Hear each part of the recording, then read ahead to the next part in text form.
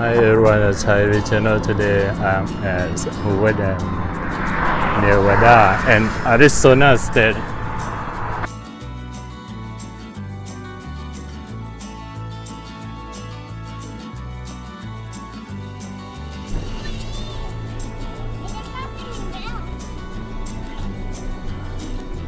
คุณผู้ชมครับ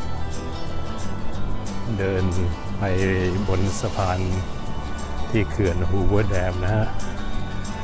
วันนี้5 โมงกว่านะครับปรากฏว่าความร้อนนี่110เมืองไทยก็ประมาณ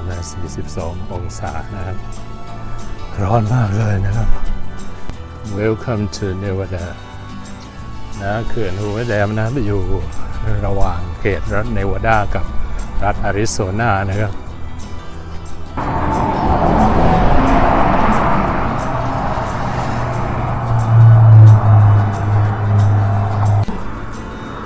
That side Arizona State.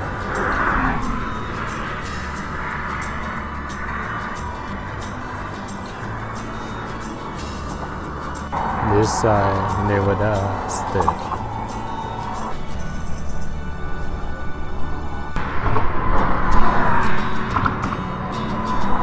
นี่อยู่บนสะพานนะฮะ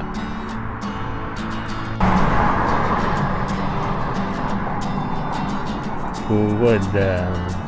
in Nevada and Arizona states. I'm walking on it at Hoover Dam.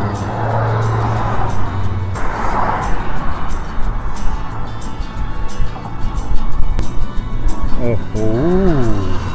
คุณผู้ชมครับที่เขื่อนฮูเวอร์แดมนะฮะ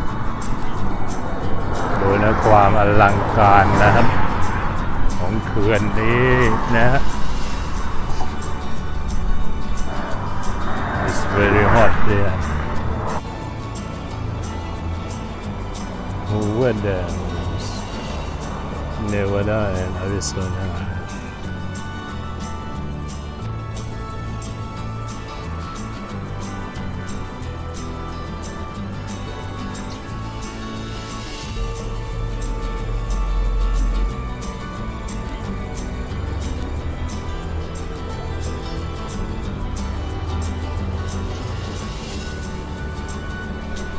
คุณผู้ชมครับผมเดินอยู่ที่เขื่อนฮูเวอร์แดมนะ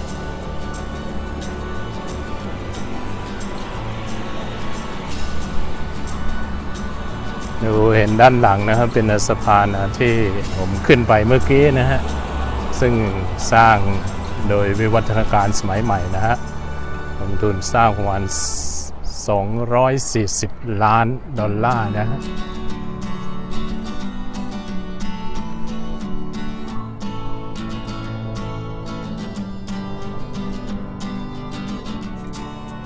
Hoover Dam.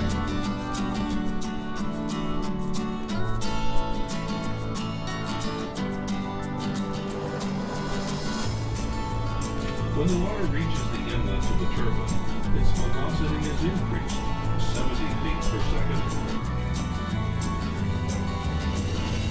In addition to the functional aspects of the คุณผู้ชมครับความอลังการนะของเขื่อนฮูเวอร์แดมนะครับคนเดินร้อนก็เติมน้ำดื่มน้ำนะครับ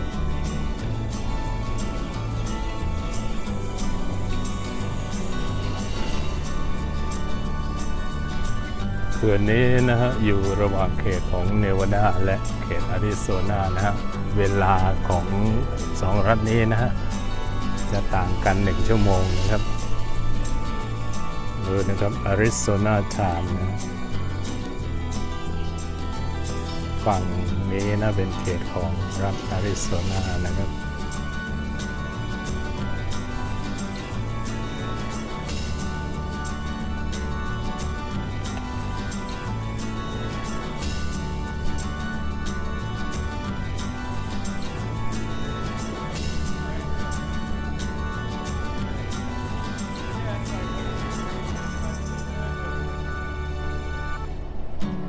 นักท่องเที่ยวนะฮะที่มาเที่ยวเมืองลาสเวกัสนะก็ จะมาดูเขื่อนโอเวอร์แดมด้วยนะดูแล้วก็ความอลังการนะครับเขื่อนใหญ่ที่สุดในโลกนะดูนะสะพานนะรถทรัคหรือ10 ล้อรถวิ่งอย่าเห็นเล็กนิดเดียวนะ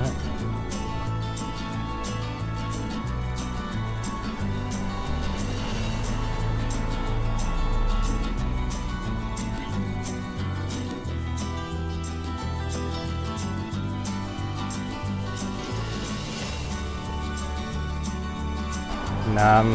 ำที่เขื่อนฮูเวอร์แดมนะ